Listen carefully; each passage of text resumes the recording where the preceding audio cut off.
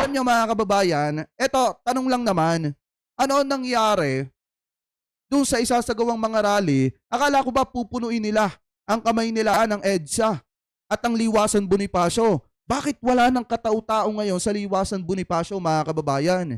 Bakit wala ng mga DD-shit na nagrarally?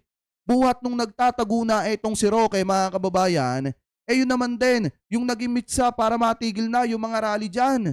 Ano po ng mga DD-shit para pabagsakin, etong si PBBM. Ano na nangyari? Bakit napakaliwalas na at napakalinis na ng Liwasan Bonifacio? Eto, panoorin po natin mga kababayan.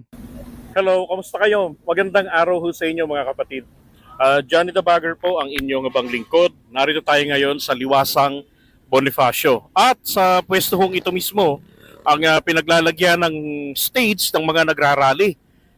Ay, sa mga hindi pa nakakapag-subscribe kay Kuya JDB, ayan, pro Filipino.